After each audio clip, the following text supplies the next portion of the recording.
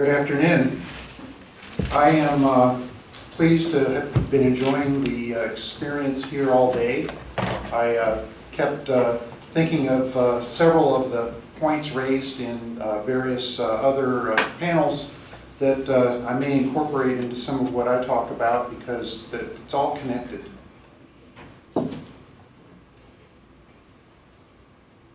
If you were here in Jacksonville just a week or two ago when we had the full moon, you might have enjoyed this scene.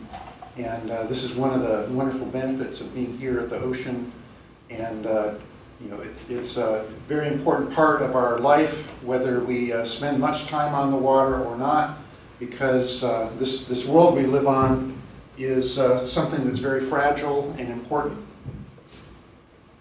I am a tree hugger, and I want you all to know that the reason I do what I do is because I want these kinds of special places to continue to be here and to be healthy and to serve us and to serve all the creatures on the face of the earth. I have long been a participant in outdoor recreation. I grew up traveling across this country every summer, going to national parks, hiking, canoeing.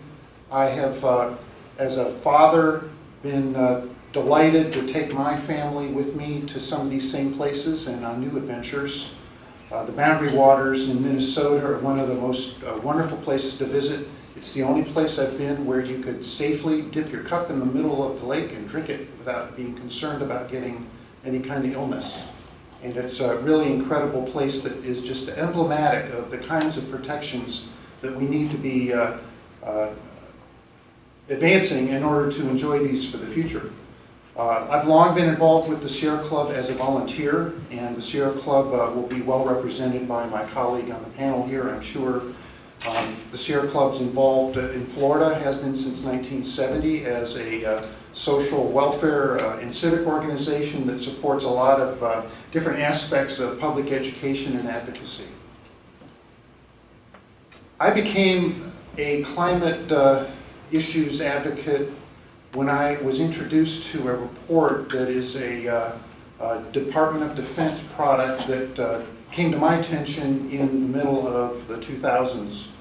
And it was a report about what would happen if the worst occurred.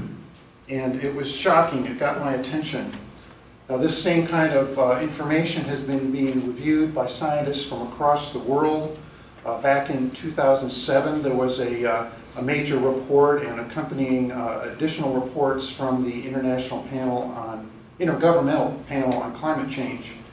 And there's a new edition out now that's still showing the damning prospects of the changes we are making on the face of the earth.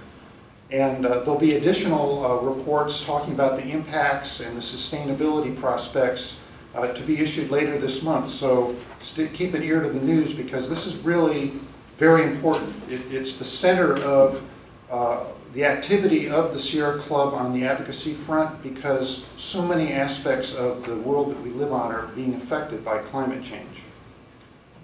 Well, I was able to take a career change about 6 years ago. I'd come up working for Landstar, which was mentioned in one of the earlier conference panels, as a corporate strategy, finance, business development executive. And because I had become involved with the Sierra Club, I ended up landing a job working for the Southern Alliance for Clean Energy, working on energy efficiency and renewables in Florida. And I learned a lot of law, of administrative procedures, of different aspects of the economy. I really earned a graduate degree. I haven't found anybody to give me any letters after my name, but I really felt like I had gone back to graduate school because I learned so many new things. I've become now self-styled as an energy advisor, and I hope to engage across the community and to continue to use the skills and experience I have so that I can serve to help foster a future for my soon-to-be-born new grandchild. We have a problem, and we need to be more cognizant of this problem. Miami Beach is regularly being flooded now, during the spring tides particularly. We have wildfires around the country. In Florida in 1998, we had a wide range of problems. We continue out west to have desertification that's affecting and changing the landscape. Just in the last few weeks, I pulled this report from the USDA showing the intensity of the droughts. We have 90% of our broccoli crop for the country at risk. We have 90% of the almonds at risk, because in California, those are very major products and they serve our whole country, and they're being suffering from drought in those districts. In England, they've had the highest amount of precipitation on record for 248 years. This is just one image I happened to see about the ocean and the winds and the rains and storms. And with climate change, it means that we're going to see more of this, more intense storms, and higher seas add to the issue. You may recall in the news we were hearing about the polar vortex. It's looking to me here like a brain scan almost, but this is a picture that was on the Weather Channel, and it shows what was happening. The Arctic air circulation was interrupted and became disassociated, and it slipped down into North America. And what's happening is the ice is changing the way the Arctic temperature cycle works, and due to decreased albedo, the Arctic Ocean is warming, and it's destabilizing what has been a very regular pattern, as you can see in this chart. And that's leading to these kinds of departures from normal. Well, guys, this is the new normal unless we do something. We're going to see more of these kinds of disruptive experiences. We basically have a high fever going on, and we aren't finding what the virus is yet, but there are some that say, well, it's the consumption of fossil fuels. And we need to be looking at this as a very serious problem for not only our economy, but for the whole human experience here on Earth, because we're talking about changing the ecosystem so much that we may find it untenable in the long term. We've had unprecedented climate extremes. We've had the hottest year on record. We've had the hottest November. It's pretty clear that we need to do something different than what we've been doing. And there are several agencies involved with this, not only at the federal level, but in the state. And I've been involved with different kinds of activities with all of these different sorts of governmental units. And it's almost like there is a resistance in the invested community to change. And we've got to work through these different instruments that exist. We've got to have different cultures accepted as how we act. And there's a lot of different devices that have been established to protect an invested interest, whether it be corporate or individual. But we've got to use these tools and change the tools so that Florida's future and the world's future is not as dire as some might imagine.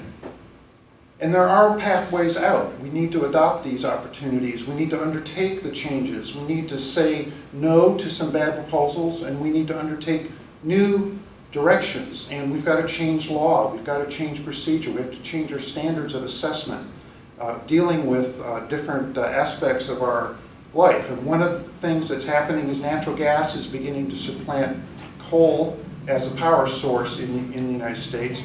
Well, that's kind of an okay trend, but it's not the solution because it's still fossil fuel. We're releasing years of stored sun energy into the atmosphere, and it's causing the atmosphere to warm up.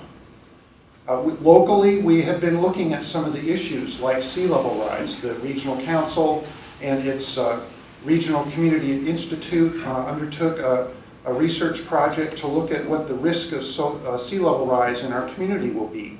And there's a lot of opportunities that are outlined in this plan, and I urge you to have a look at this. It's not difficult to read, it's not 1,000 pages long. It's basically a roadmap that can be used for government officials around the area.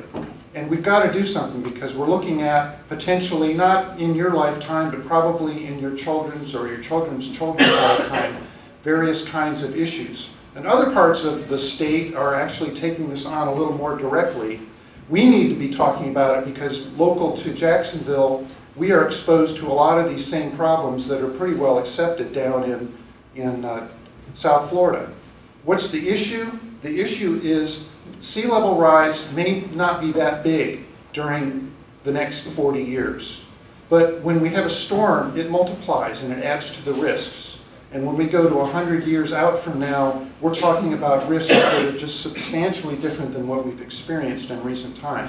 We have infrastructure that's being put at risk. We've got power plants for the state's power system. Many of them are in very low-lying areas and are at risk. We have opportunities to change. Well, if we delay responding to these opportunities, we have a problem. Back in 2000 or so, if we'd started doing some things more substantially than we are now, we could be on a different flight path than we are. But by delaying, it just adds to the depth of the problem that we face. It's really the economy that we're talking about. We have an opportunity to do distributed renewable energy. Florida has laws that interfere with that. We have protections for natural monopolies that are assigned to different utilities that we need to rethink. We need to change how people can come to market with good ideas. Solar is where the jobs are going to be, not natural gas, coal. It's not our future. We've got to be looking to the opportunities for changing where we get our power from. And there's some very clear pathways that have been identified by very smart people who have looked at, this is one example. I'm not saying that this is surely the way to go, but basically by 2050, we don't need to be using fossil fuels.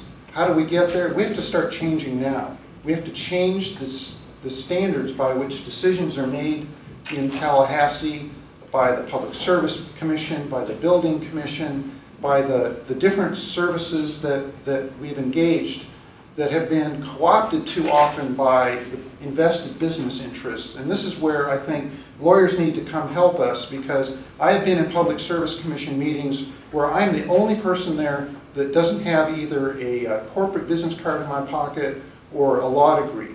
And it's very challenging to be in that kind of a situation without very good help. So I urge you to help understand this and help convey the need for change. Solar power is becoming more and more accessible and attainable. Last year, 4.3 gigawatt of photovoltaic capacity was added. In California, they added as much last year as they had in the prior 20 years. Florida's total right now is 210 megawatts. It's hardly anything, and this is the Sunshine State. We have the opportunities for jobs. We talk about jobs, jobs, jobs. Well, the opportunity is in getting people involved with energy efficiency and with solar energy. And we can be involving the community in this. It's not all very difficult stuff, and it pays. All of the things that are under that green marker on this slide are low-cost changes that we can make to our buildings and to our activities, our transportation, our land use. And these costs can be absorbed by the economy. It's not going to destabilize us. What will destabilize us is continuing business as usual. And one of the problems is we don't have the setup in Florida that incentivizes the utilities to help us. In other parts of the country, we've got utilities that are saving 1.3% of their revenue each year by advancing energy efficiency. In Florida, the best utilities are getting at 0.6%, and many of them, especially the largest, are doing less than 0.2%. They should be doing over 1%. And they don't want to do that because they get paid to sell power. We need to change the rules. We have the way out. There is a way to change, and we can get off of the fossil fuel elixir that we've been enjoying, and we can become a better future. And on a national level, we can go from what we are today to where we could be tomorrow. And there's a big reason to do this. because this is the only place we know of that we can live on, and it's very remote. There isn't any other place for us to go to. And I want my children to have the same kind of fun taking a walk in the woods as I did. Thank you very much.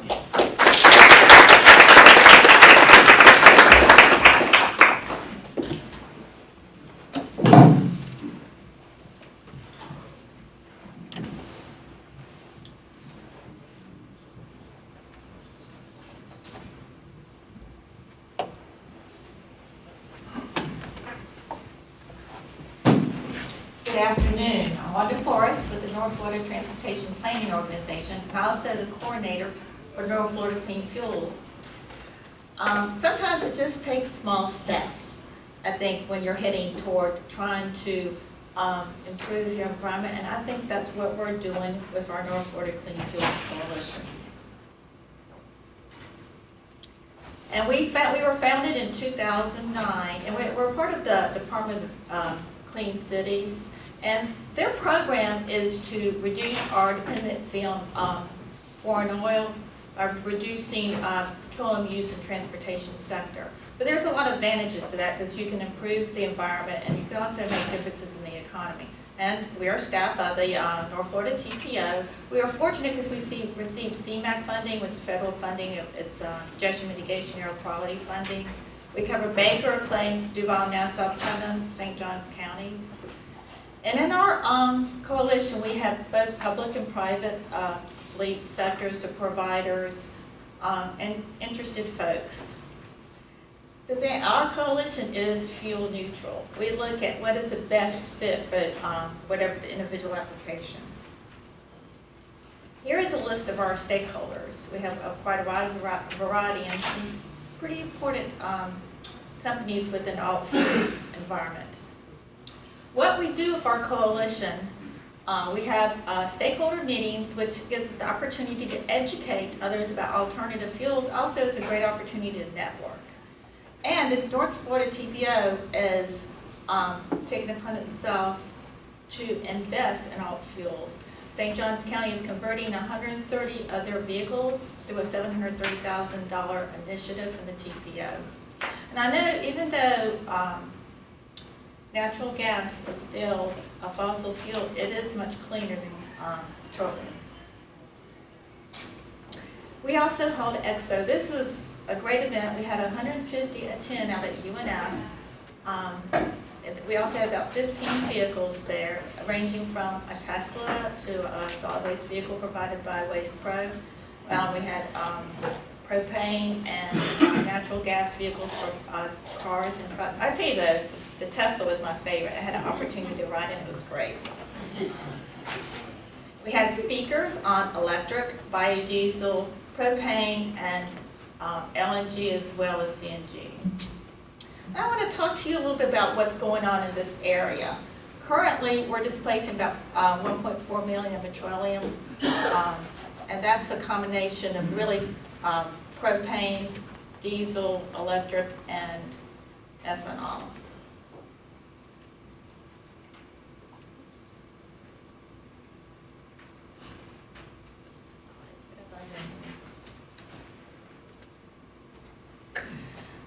Propane makes about 73%, or 1 million gallons per year. Most of those vehicles are taxi cabs, and there are 8 primary stations. Biodiesel is about 15%. You have, which is about B20. CO Jacksonville, JEA both have used biodiesel in their fleets. The Marine Corps has a station at Blind Island, and St. Johns County has a very great facility. They actually produce their own biodiesel, and it is the standard. Right, electricity, NASJAX and the city both have electric vehicles. The 6% represents about 180 electric vehicles. This is based on third quarter last year. We know that this is a higher. Also know we have probably maybe 10 or 12 Teslas in the region, but hopefully I think that's maybe. We have 14 charging stations. 2 of those are public. One is out at St. John's Town Center and one is at the airport. And for ethanol, E85 is about 6%, 85,000 gallons per year. NAS Jax and Jacksonville Sheriff's Office have used ethanol. What is the new kid on the block in this area is natural gas, CNG, where St. Johns County is going, like I said, 130 of their vehicles. Waste Pro is building a time-filled station for their about 48 of their solid waste vehicles. And JTA, their transit buses, they're converting about 100 of their buses and will be building a station. Regarding LNG, we have UPS and Raven that use LNG Clean Energy. Just recently opened up an LNG station. And the big battle going on here is the liquid natural gas liquefaction plants. You have Clean Energy, who proposed in October to build a plant out at Heckscher, Alpha Heckscher.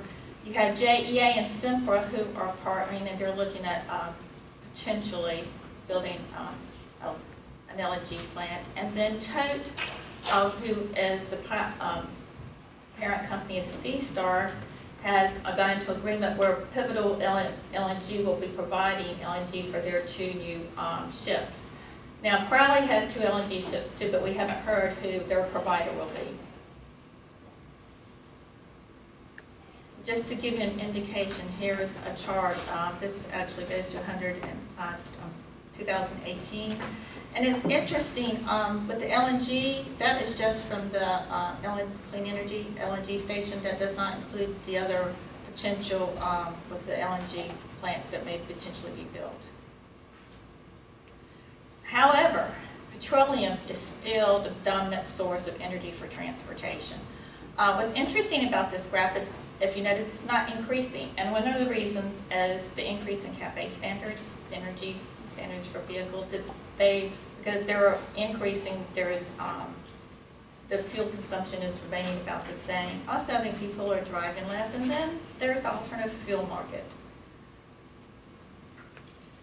This graph represents sort of where we are in 2013. It's 0.17%. And honestly, this is in this area. We're hoping by 2018 will be closer to 1%. The Clean Cities goal, national goal, is to reduce petroleum by 2.5 million annually. Right now, and you do that by using a 17% displacement. Based on our numbers, we'll be at 25%. And what we plan to do with the investment from the North Florida TPO, we hope that we will be actually even more ahead than that. And this picture is kind of like the benefits of alternative fuel vehicles in the 3 circles. We have economic side, which represents lower cost, improving vehicle performance, risk management, enhanced risk management, economic development. And we also have the social, and you're looking at reduced dependency on foreign oil, job creation, you reduce the nuisance such as noise pollution, and then you have improving in health. Also with the environment, you're reducing greenhouse gas emissions, improving air quality, less toxicity, enhancing regulatory compliance. And what we've done with the North Florida Clean Fuels Coalition, we're doing a plan to look at, we've already identified sort of the trends, we're now analyzing the fuels and looking at the vehicles, but the key really is the deployment of infrastructure and vehicles. We're going to identify specific strategies to help with the deployment of that infrastructure. And our next steps will be identifying working groups by alternative fuel. We are looking at, with those working groups, to identify projects and actually make an investment. So we are really trying to make a difference. With that, and if anyone is interested in our North Florida Clean Fuels Coalition, we're trying to meet at least quarterly. We have events throughout the year. And like I said, in our small little area, we are trying, in our small baby steps, we are trying to make a difference throughout the, with our region of alternative fuels.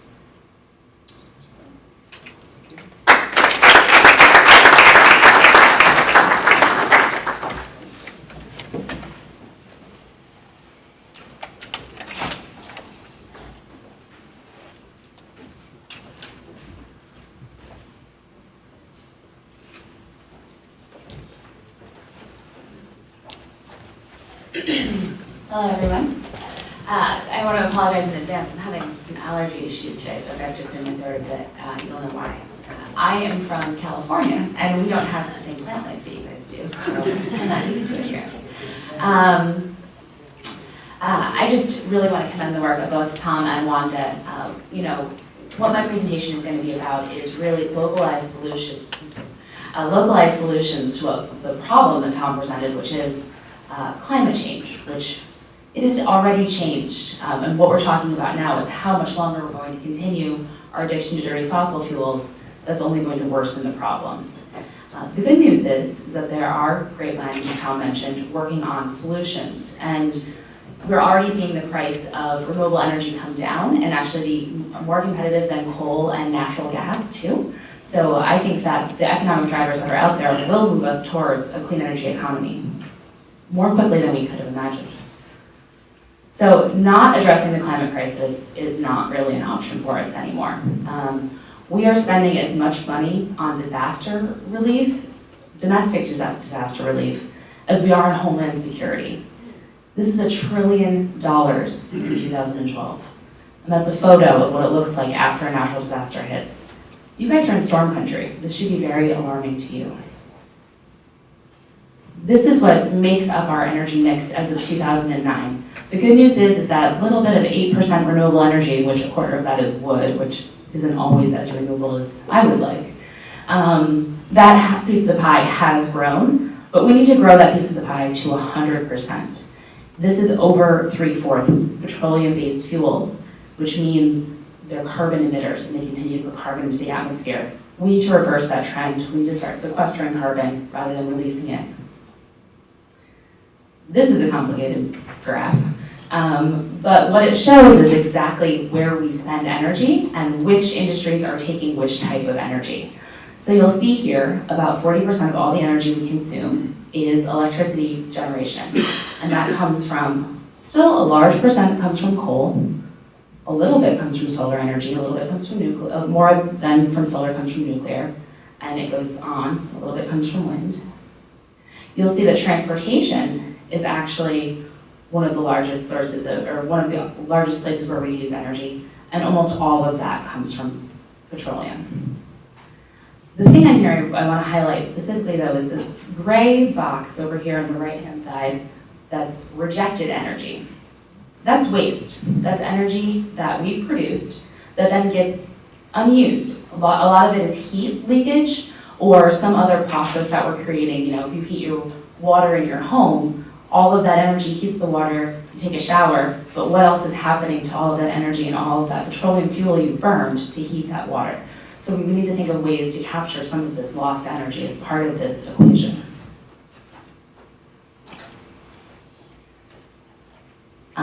This I just want to give credit to the author of this book, Community Power by Al Weinreb, and he says that decentralized energy models is actually the best economic and social driver of creating a clean energy economy. And if you look up his book, you'll get a lot more information about that. Several of my next few slides come from his book. So what is renewable decentralized generation? It's 20 megawatts of capacity located close to use. So it's no longer the big power station that is what connected to the grid, which then delivers energy. It's producing energy where you're going to consume it. This is great for a lot of reasons, including resiliency. So if you're going to have a big storm and the power lines are going to get knocked down, it's going to be a lot easier to bring this power back online if there's not a lot of connectivity needed to get it back to where it's going to be used. I love this photo of a parking lot with solar on it, because to me this is such an obvious solution. We're talking about all of this petroleum fuel that's being used for transportation. We have these huge fields of pavement all over America where we just use them as car storage. The cars are already sitting there in the sunshine all day anyway.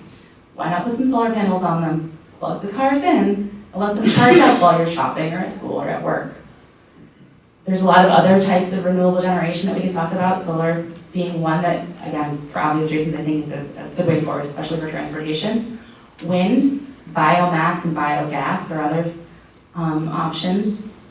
Combined heat and power, this is actually a grid of that system for a hot water heater that you could retrofit your hot water heater for to capture some of that lost heat energy.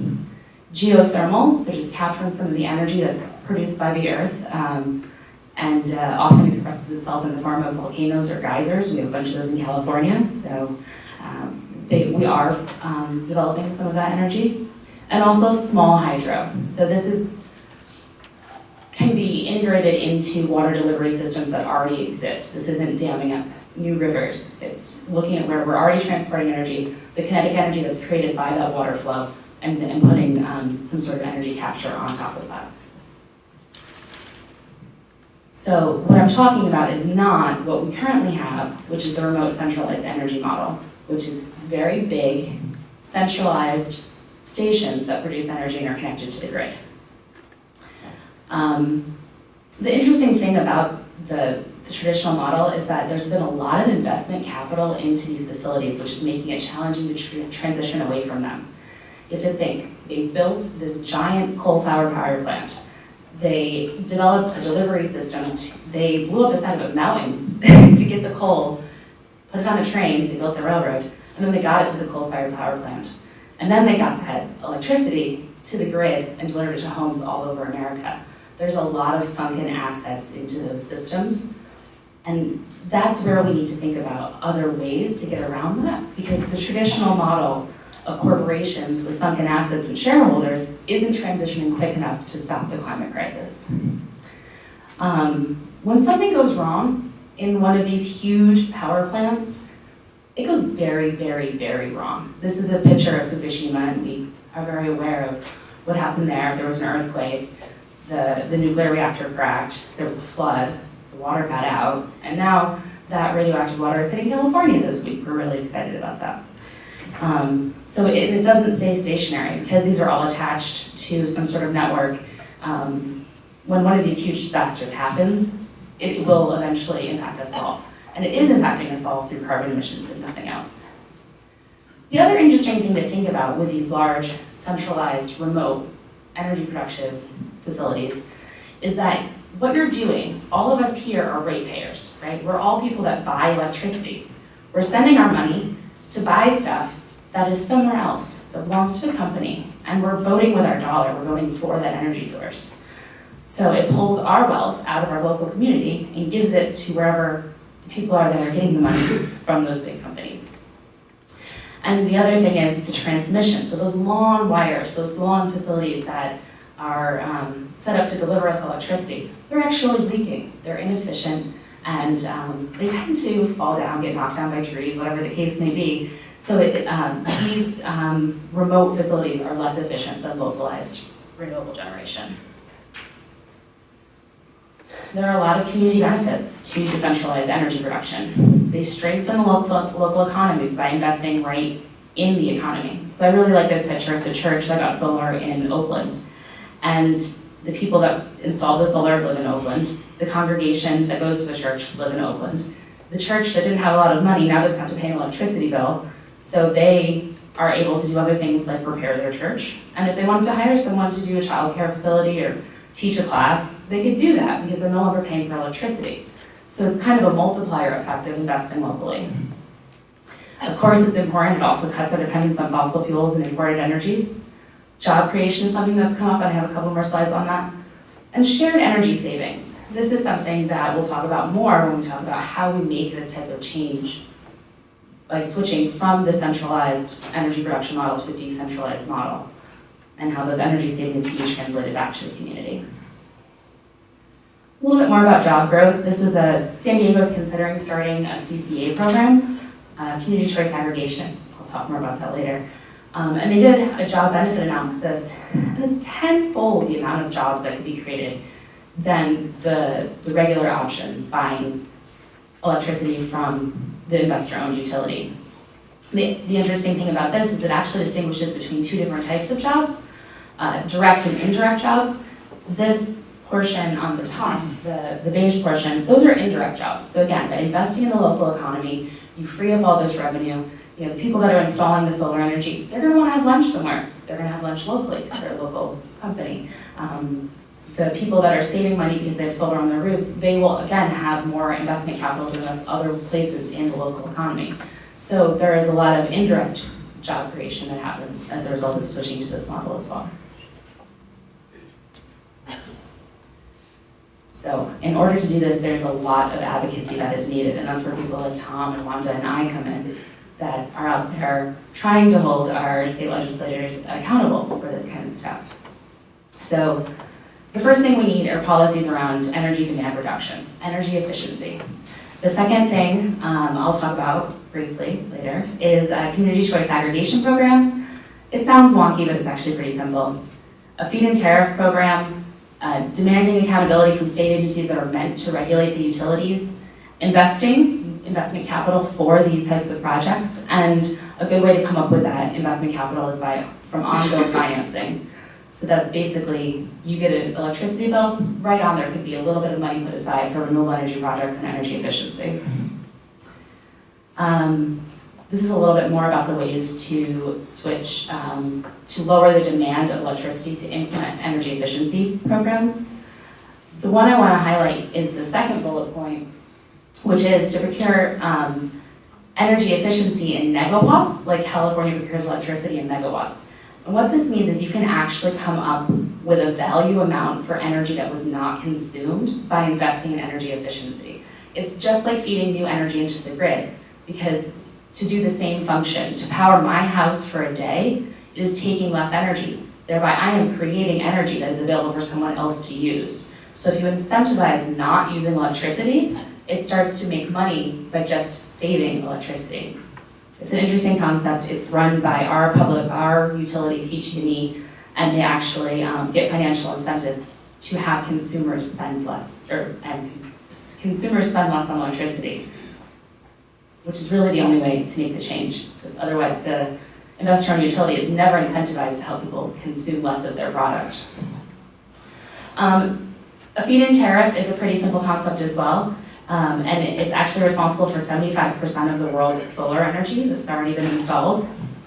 A feed-in tariff is just a contract that says you guarantee to buy electricity at this rate for this number of years. So someone that wants to put up a small solar farm or a wind turbine knows exactly how long it will take for them to get their investment money back, and it becomes a smarter investment. Without a feed-in tariff or something like it, there really is no security of how long it will take you to recoup the cost of that invested infrastructure. A PACE model is another good model for financing renewable energy products. This was actually something that Florida did. Most of the states around the country were doing it. Unfortunately, it was attached to liens on mortgages, and Fannie Mae and Freddie Mac decided that it wasn't a secure mortgage, and they stopped allowing those type of mortgages. So PACE is a model that's is now legal in California again. San Francisco is introducing this type of financing for business owners, and there are several proposals to start residential PACE programs again. But basically what it is on your tax bill or on your mortgage, you can pay back a little bit of the money that was given to you for some investment in renewable energy or energy efficiency. So it's a form of on-bill financing. It works because there's so many people with mortgages and there's so many people with tax bills that it's just a guaranteed rate base for people. Even another on-bill financing mechanism is called a GEM. I like this one. It's called Renewable Energy GEMs. Doesn't it sound amazing? And this has an even stronger credit rating. They're actually rolling this out in Hawaii. And what it is just the fact that utilities have a really high credit rating. Their ability to bond for infrastructure is better than anyone. And what can happen is a little bit of money can be put onto the ratepayer's bill to create a pot of money to set aside for bonding. You can then bond and multiply the revenue you have available for energy efficiency and renewable energy products, and just create investment capital. So then individual homeowners, businesses, nonprofits can apply for those funds, and they pay them back right on their bill over time. So there's very little default on those loans. And the initial investment capital can actually be recycled, so someone else can borrow the same money because it's just been paid back through on-bill financing.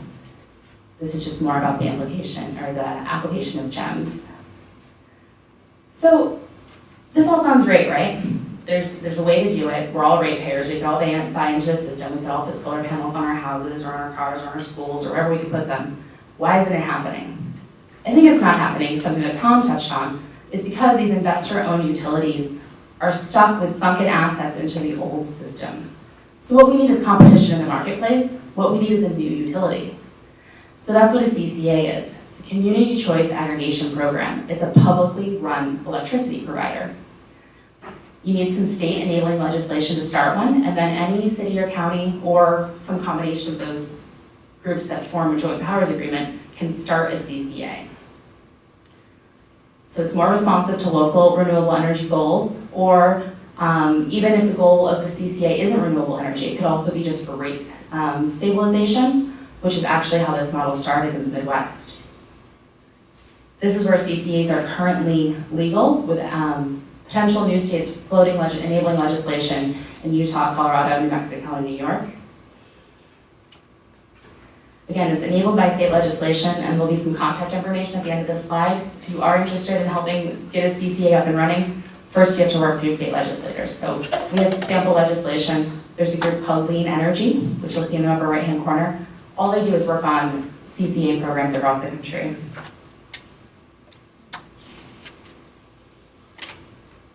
There's a lot of information here. I'm happy to share these slides. The one thing I did want to touch on before I wrap up is the savings that can be translated back to the community.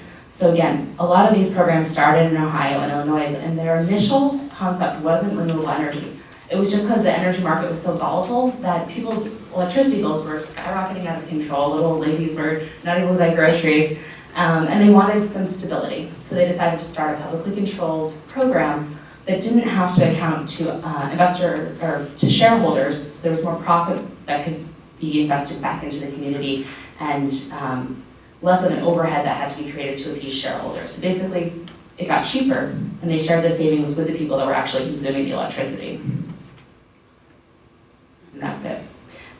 This is my contact information. I work out of Berkeley, California.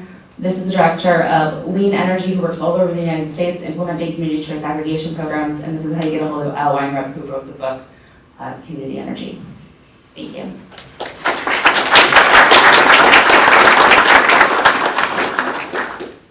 All right, we're going to take some time for some questions of our panelists. I would ask you, if you ask a question followed by your own commentary, if you will ask your question again at the end for the panelists, that makes it a lot easier to actually get your question answered. So do we have anybody that would like to kick us off? I'll get us kicked off then. One question that I had regarding solar energy. I know Jacksonville, for example, built a, JEA built, I think it's a 115-acre solar plant north of town, and has basically kind of used it as an example of both to justify and not to justify solar energy in terms of the amount that can actually be pulled on those things, from those things. I'm wondering, is there, for a long time now, people just have this conception of solar power as just panels taking sun, not getting a whole lot of energy from it. Are there more technological innovations that have been coming forward on solar power in recent years? And kind of following up with that, are we trying to look towards large farms or more of comprehensive plan house to house or smaller farms for local communities? Hope that question made sense. Sure. I guess the question I have is, when you say solar energy that doesn't produce much, the question is, when does it produce energy, right? It produces energy during the day when it's sunny outside. So if it's not located near some sort of system that is using that energy, it doesn't have a consistent rate of delivering electricity to the people that are using it. Now, so storage is really where a lot of technology has been invested, and we're trying to find cost-efficient ways to store solar energy. Right now, when you feed energy onto the grid, even if you're only using, when there's peak, your peak load is being offset with solar energy, that's still pretty good. That's a really expensive time to buy electricity, actually.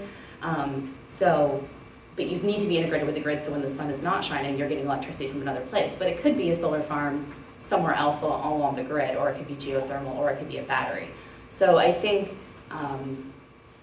yes, there is a movement towards DG, because that way the solar can be located in places where it can be consumed. And the real technology that we're going to see coming forward is battery and storage of solar energy. Does anybody else have anything they want to add? Yeah, I'd like to add to that if I may. The utility has experienced the production of solar energy that it was expecting. The cost of that facility, if it were built today, would be probably half the cost of what it cost when it was constructed. And that's just emblematic of the shift that's occurring in the solar energy arena because of production productivity, because of new materials, better engineering, etc. Storage is a developing area where we expect we'll see additional technologies that may be pumping water up a hill, or better batteries, or storing the energy as heat for use at another time. But we have a transition period ahead of us as well, where we're not going to walk away from the power plants we have right now. And we can be, as we build up our capacity for renewable energy systems like solar photovoltaic, we can be still using the current complement of more efficient, cleaner, already established conventional power systems while we migrate. So it's not incompatible with a shift over the next generation or so of supporting solar as the principal source. And that may be experienced in other parts of the country as wind energy or tidal energy. It depends on the circumstances of a locale. Thank you.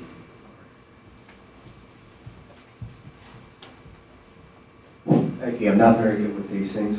This one's from Mr. Larson, and I think perhaps you can answer a question that has sort of dogged me ever since I first saw those charging stations for electric cars at the St. John's Town Center.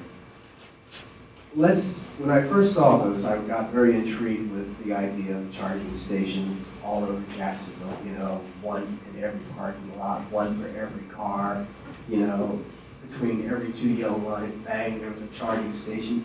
If everybody had an electric car, and if every parking place had a charging station for that electric car, I've been curious, how much would that strain a central power plant like JEA?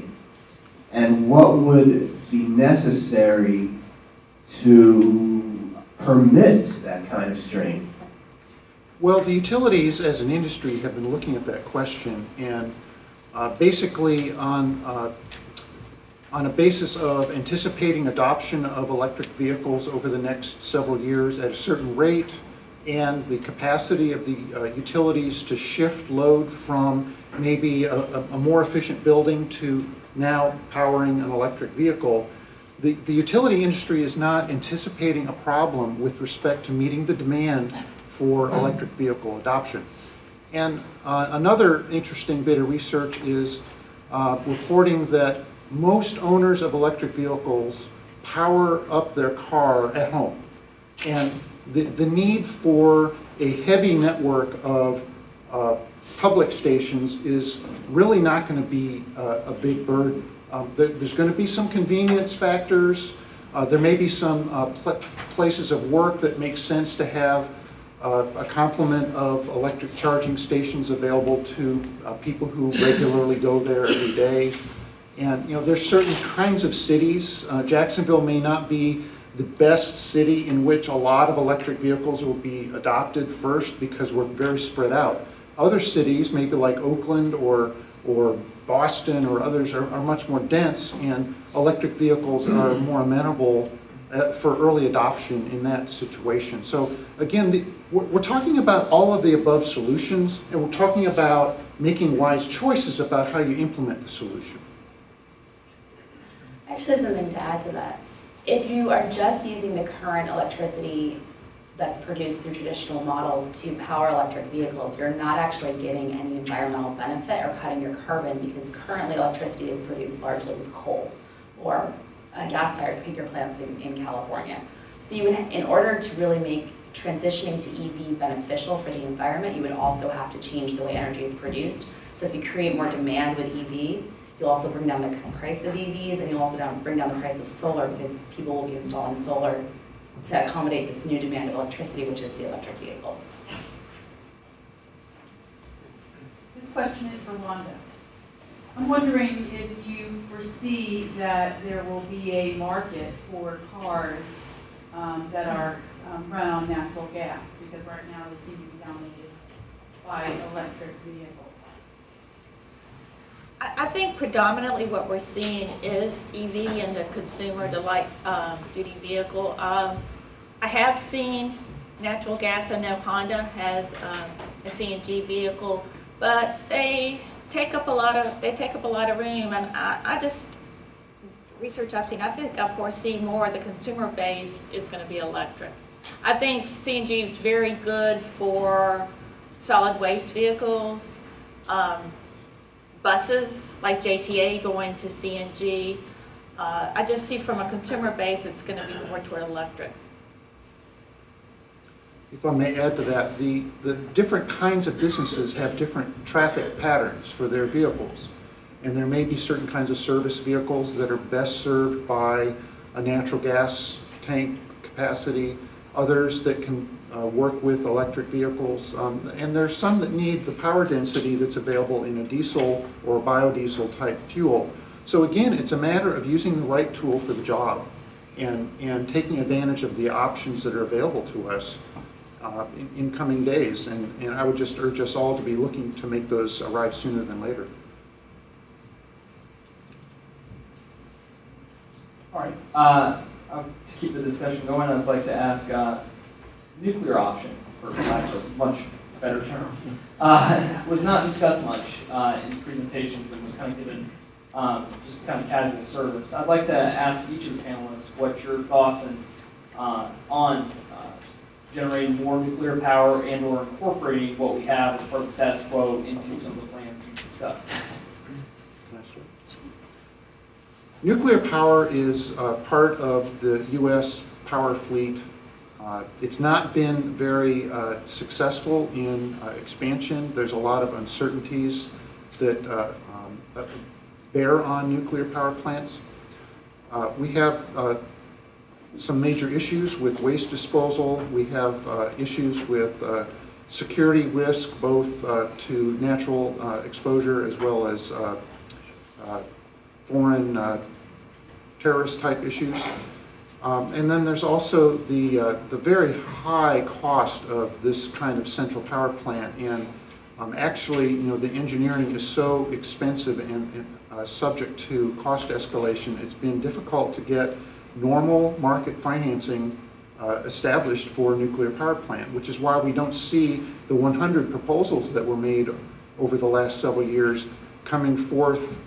We have 2 active projects, maybe a couple proposals that are trying to kick forward, but the 2 active projects are being financed by the federal government rather than the normal Wall Street-based financing market. Nuclear has been proposed by some as a clean energy prospect. I have concerns about whether it's really representing a clean energy when we have issues like Chernobyl and Fukushima and others knocking on our doors. Well, from a clean fuels perspective, or Department of Energy Clean Cities, it is not one of the 6 fuels that we even look at. Our focus is primarily on biodiesel, ethanol, natural gas, propane, electric, and hydrogen. Those are the 6 vehicles that from the Department of Energy that we are focusing on. And so we really, nuclear is more for the utilities perspective. I would just say, uranium is not really a renewable energy, and it's expensive. So when you see solar energy, when you see wind energy coming in less expensive than coal, which we have had so much of in the United States, that means that because the demand is increasing for those renewable energies, the technology is improving and the production is increasing to bring the cost down because it's actually viable to sell them because people will put them online. So why would we go down a path of creating another problem with nuclear energy, which isn't easy to clean up? There's nowhere to put the waste, and it's something we'll have on our hands forever. When we could go down a different path with a more cost-effective option.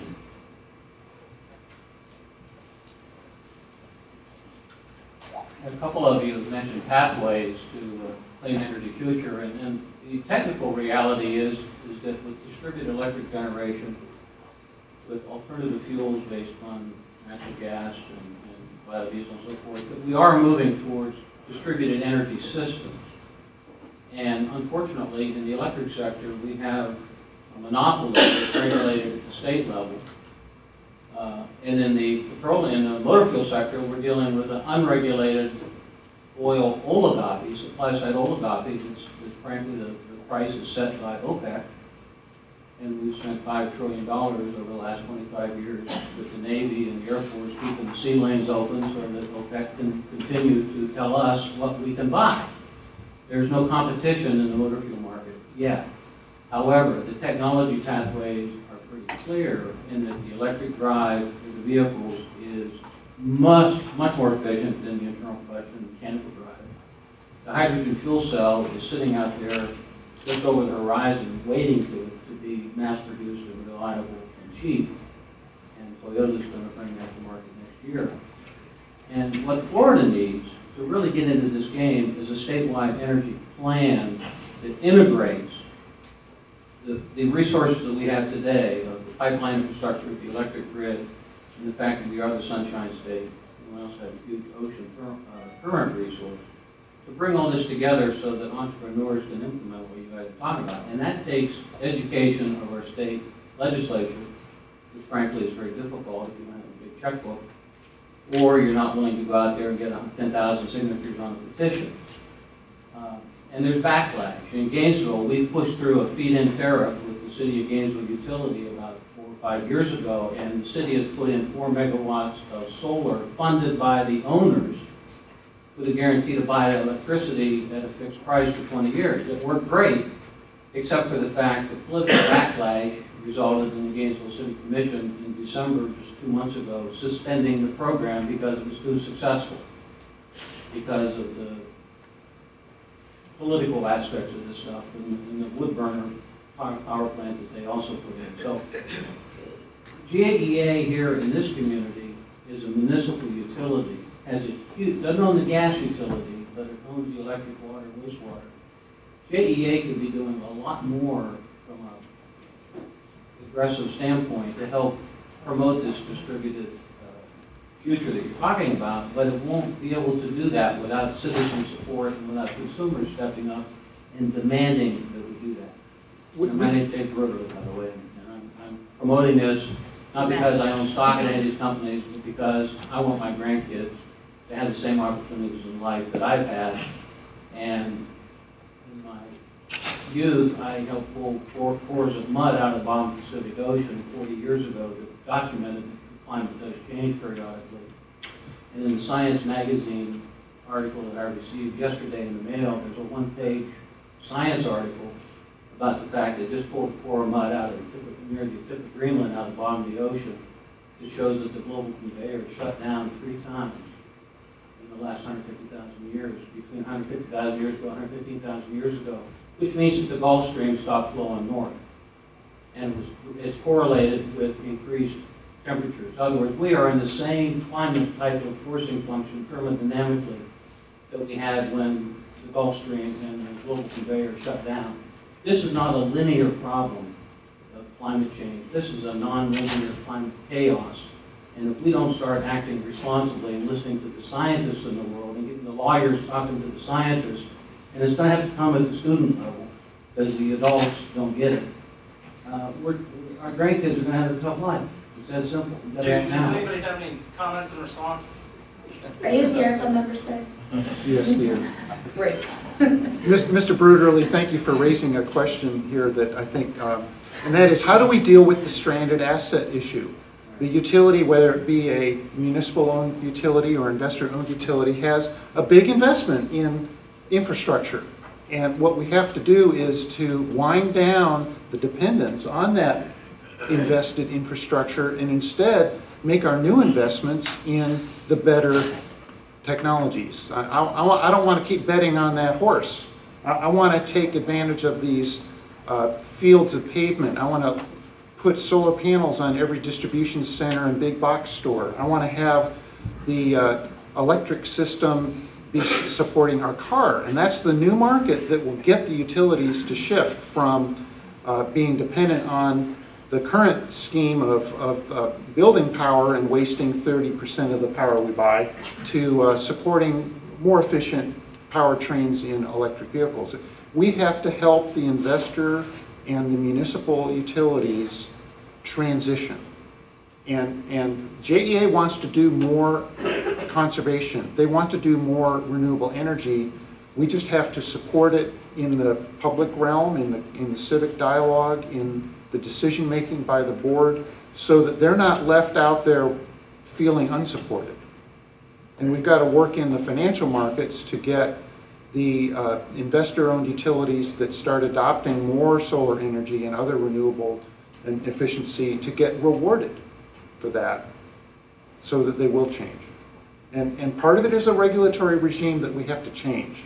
And part of it is political will to get new policy goals established. California has more aggressive policy goals for renewable energy than Florida does. Frankly, Florida has no renewable energy policy goal. California has better energy efficiency than Florida does. Why? Because the utilities want to keep selling power. So we don't have good energy efficiency policy in the state, because the power utilities are among the top political campaign finance contributors in the state.